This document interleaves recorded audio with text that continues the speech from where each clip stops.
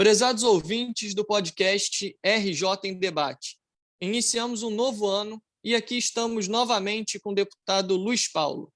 Lembrando a você, caro ouvinte, que continuamos no nosso WhatsApp, que é o 21 99514 5678. Meu nome é Pedro Rogar e esse é o podcast RJ em Debate.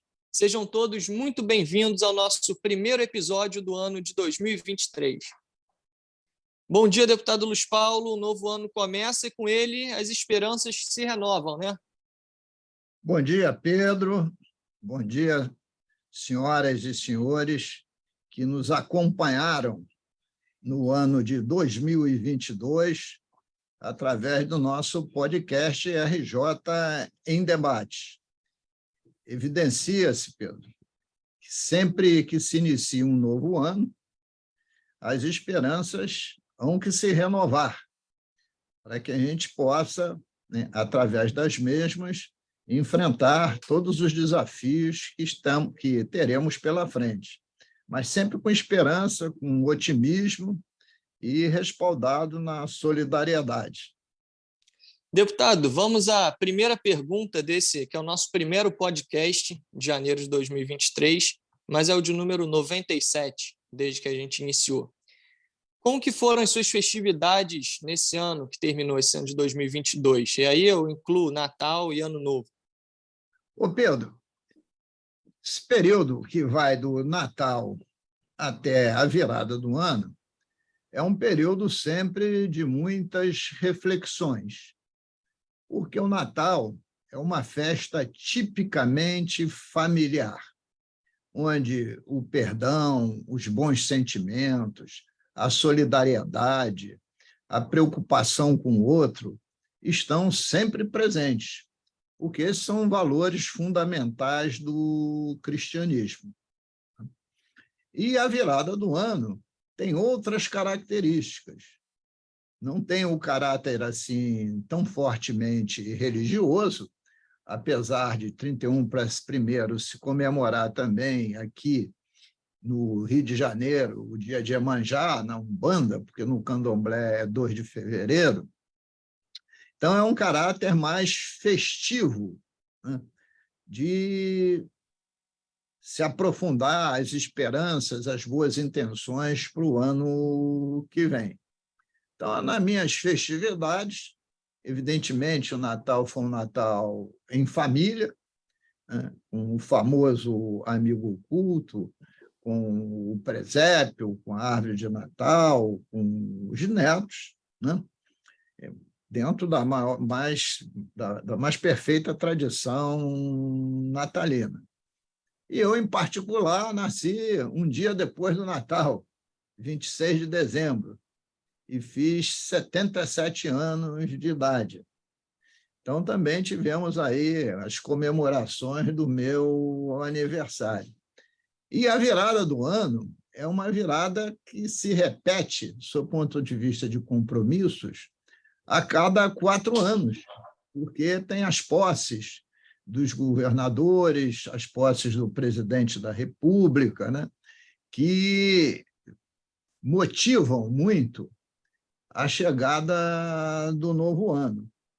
Então, a virada do ano, eu passei com muito mais cautela, fui dormir um pouco mais cedo, até porque precisava. Um pouco mais cedo, quer dizer, depois que virou meia-noite, né? Porque eu precisava também, no dia seguinte, estar aqui na Assembleia, visto que a Assembleia Legislativa é que dá posse ao governador reeleito, e isso ocorreu. Mas foi um final do ano também difícil pelas perdas que nós tivemos, principalmente na última semana desse ano de 2022. Mas eu vejo como um ano de 23 promissor, um ano que a gente deve melhorar as nossas relações pessoais, porque houve muita briga em família, muita briga entre amigos, por causa de disputas eleitorais. E o Brasil é um só. E, no fundo, todos nós queremos que todos os governos tenham êxito para bem da população brasileira e fluminense. Deputado, agora uma curiosidade minha, e tenho certeza que é uma curiosidade de muitos dos seus ouvintes. Nesse início de ano, nós sabemos que existem muitas superstições populares. Tem gente que gosta de passar a virada do ano de branco, outro de amarelo, outros de outras cores, dar aqueles pulinhos nas ondas do mar, jogar flores nas águas. O senhor tem alguma superstição que possa contar aqui para os ouvintes? Ô Pedro, eu sou brasileiro e, como brasileiro, também tenho algum grau de superstição, né? É hábito entre nós a gente virar o ano de branco, pelo simbolismo dessa cor, que é a cor da paz. O branco é a cor da paz, né? Mas também é a cor que na Umbanda e Candomblé se festeja o orixá Oxalá, né? E o branco também é uma cor que faz com que as pessoas se destaquem muito, né, quando estão com ela, em relação aos restantes, né, porque você não usa constantemente o branco ao longo do ano, porque a roupa branca ela suja com muita facilidade. Então, as pessoas usam sempre roupas multicoloridas. Então, usar branco é uma das características dessa superstição. Claro que eu não dou pulinho nas ondas do mar, até porque eu não vou para o mar na passagem do ano, né? E o amarelo está mais ligado, né, à riqueza, né? Porque o amarelo também é a cor da orixá Oxum, que é a orixá da riqueza. E o amarelo também lembra o materialismo, o ouro, né? Então, por isso que é a cor da riqueza. Então, não é algo que seja, para mim, uma preocupação, né? Mas sempre a gente ter o nosso amuleto de preferência, o nosso santo de preferência, é sempre bom a gente estar junto dele, ou daquele que representa essa força superior. Então, nada mais, nada é que a superstição, um pouco isso. Prefiro a superstição ligada às forças superiores do que a superstição de, como, por exemplo, comer lentilha ou guardar na carteira é, é, pedacinhos de semente de romã, né? Ou então chupar 7 uvas brancas na virada do ano, né? Então, acho que essas superstições têm mais a ver com o paladar. Eu prefiro as superstições ligadas às entidades e forças superiores. Deputado, ainda falando sobre o Réveillon, nesse último dia 31 de dezembro, o Rio voltou a ter a sua grande festa, né, de Réveillon em Copacabana. Para mim, particularmente, foi muito emocionante, porque eu lembro de 2020 para 2021, que devido à pandemia a festa foi suspensa, né? Já de 2021 para 2022, nós tivemos apenas a queima de fogos, sem aquela já tradicional participação popular, sem os shows, aquelas coisas são tão típicas do Réveillon.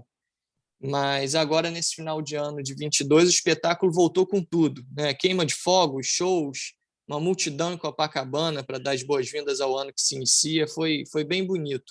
O senhor tem algum comentário sobre essa grande festa? Olha, Pedro, claro que eu tenho muitos comentários.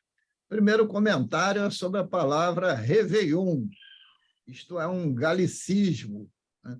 Eu prefiro, no rito de passagem do ano, falar na passagem mesmo, nas festas de passagem do ano, né? Porque nós temos na nossa língua portuguesa como expressar essa festa. E nós passamos por período de pandemia que essa festa não pôde ter sua comemoração plena por causa das aglomerações. Estimou-se que em torno de 2 milhões de pessoas estiveram na orla da praia de Copacabana, nos seus 6 postos, o que é uma multidão imensa. Aconteceram shows de diversos artistas. Eu mesmo assisti na televisão um trecho do show e também grande parte do show do Martinho da Vila, e vi o volume de pessoas que estavam lá assistindo esses shows. Isso é importante para a cidade, porque também ativa o turismo, que é uma atividade econômica importante. A queima de fogos foi novamente um grande sucesso, cerca de 12 minutos de queima de fogos, e dessa vez os fogos foram um pouco mais silenciosos, né?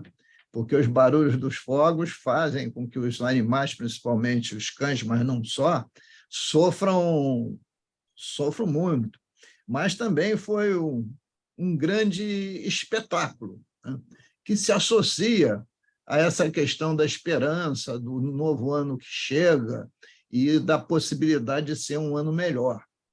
A mim só cumpre lembrar, Pedro, que as mudanças que acontecerão em 2023 são fruto das mudanças também que nós possamos providenciar dentro da gente, né? Porque se a gente não muda interiormente, é muito difícil mudar o exterior, né?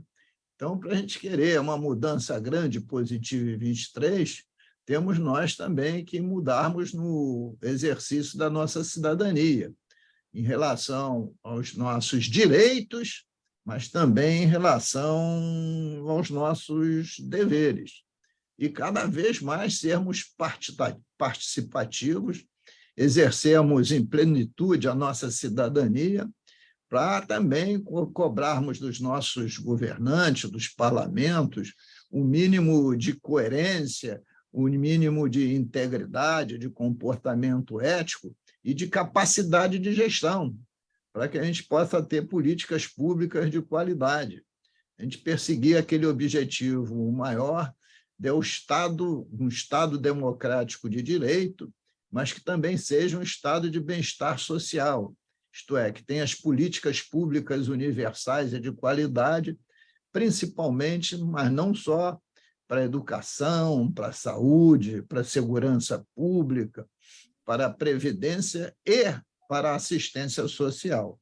Mas eu acho que os festejos foram bastante positivos. Deputado, já caminhando aqui para o final do nosso primeiro episódio do nosso podcast RJ em Debate 2023, eu queria abordar um tema que o senhor falou ali logo no início desse nosso episódio. Foram as duas grandes perdas que nós tivemos agora no final desse ano, do ano que passou, de 2022, que é a morte do atleta do século, né, o nosso Edson Arantes do Nascimento, Pelé, em 29/12, e no dia seguinte a perda de sua santidade, o Papa Emérito Bento XVI. Queria que o senhor comentasse aqui para os seus ouvintes sobre isso. O ano de 22, Pedro, foi um ano muito duro para a população brasileira e para a população mundial, né? Porque há perdas gigantescas em 22. As perdas de dezenas de vidas, centenas, milhares, com a invasão da Rússia à Ucrânia, que vai fazer um ano. Mas gente muito importante foi ficando pelo meio do caminho. Teve a morte da rainha da Inglaterra, perdemos na área da arte, da cultura e da música, perdemos Gal Costa, perdemos Erasmo Carlos, perdemos o Jô Soares. São inúmeras as perdas que tivemos. E agora, no apagar das luzes, quase na virada do ano, em 29 de dezembro, morre o maior atleta do nosso século, o maior jogador de futebol de todos os tempos, que foi o Pelé. E eu tive a satisfação, o prazer de ver a ascensão do Pelé, desde a sua primeira convocação aos 16 anos até ganhar a primeira Copa do Mundo em 1958, com 17 anos, numa seleção inesquecível. E viu Pelé se tornar o maior atleta do mundo, né? Ser o único atleta a ter um tricampeonato mundial de futebol. Eu vi o Pelé, o Pedro, destruir a defesa do Fluminense sozinho, em pleno Maracanã, fazendo um gol épico, né? Driblando a defesa inteira do nosso tricolor. Eu vi o Pelé com o Santos abater o Botafogo diversas vezes, que era o grande time da época, e com grandes goleadas. Eu vi o Pelé ganhar do Vasco no Maracanã diversas vezes, inclusive fazer o 10º gol no goleiro Andrada, que era um grande goleiro argentino. Eu vi o Pelé pela seleção no Maracanã.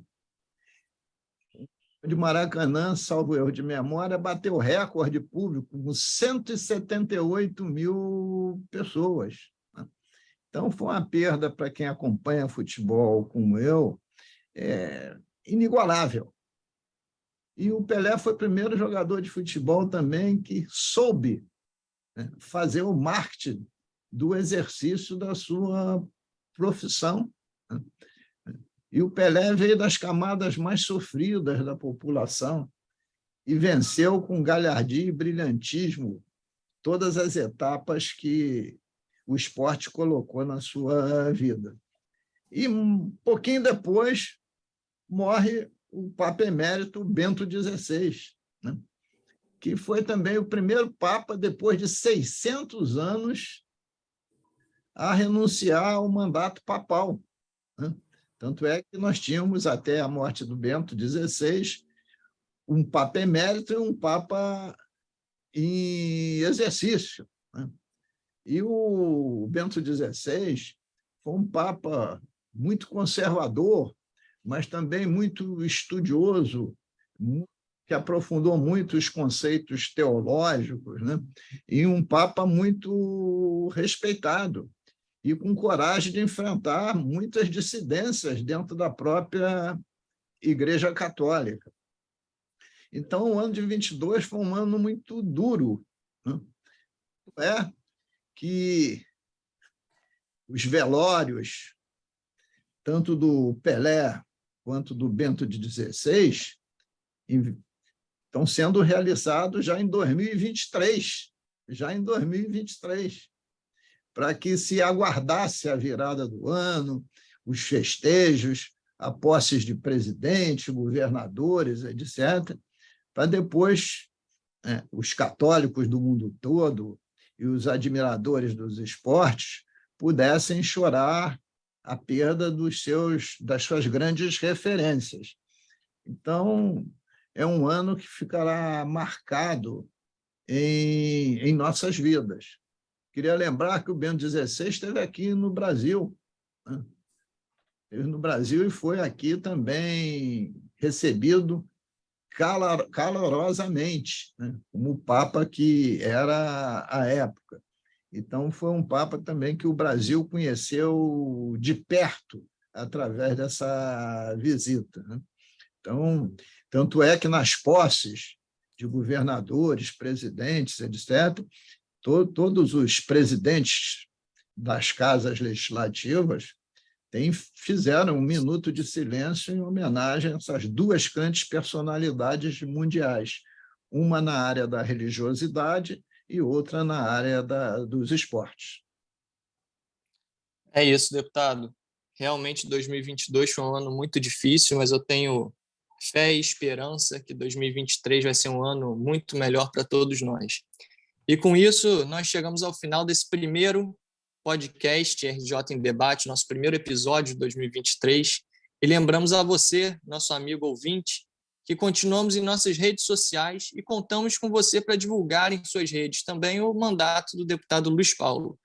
Vamos então agora ao já tradicional quadro Bola Dentro e Bola Fora, com os pontos positivos e negativos da semana na análise do deputado Luiz Paulo. A bola fora desta semana vai para as inconsequentes manifestações que ocorreram até o dia 31 de dezembro do ano passado, porque muitas delas foram eivadas de atos absolutamente inaceitáveis. Primeiro, inaceitável pelo desrespeito à democracia e à vontade popular, que elegeu um presidente da República que não era do desejo desses manifestantes. E, segundo, a forma de manifestação, né? Querendo golpe e até mesmo com atos criminosos, né? E falar nisso, né? Atos criminosos feitos até por alguns extremistas, que felizmente foram detidos a tempo, como é o caso da bomba lá em Brasília, e, com isso, evitando desastres maiores. Manifestação, ela é sempre válida num processo democrático. Agora, manifestação querendo golpe e querendo que as coisas aconteçam de forma violenta, não é manifestação. Soltar bomba para matar terceiros é ato criminoso de terrorismo, e, por isso, tem que ter a nossa veemente repulsa. A bola dentro de hoje vai para a consolidação da democracia brasileira. Os atos de posse dos presidentes e dos governadores consolidaram o nosso processo democrático, mostrando que as nossas instituições são muito mais fortes que o sentimento dos golpistas e as ações dos golpistas. E o fortalecimento dessas instituições tem que ser a luta de todos nós, principalmente aqueles que estão na política e foram eleitos em 22, como presidentes, governadores, senadores, deputados federais e deputados estaduais. Porque quem vai às urnas e se elege é porque confia na democracia. E, se confia, tem que pugnar pela mesma, isto é, tem que lutar pela mesma.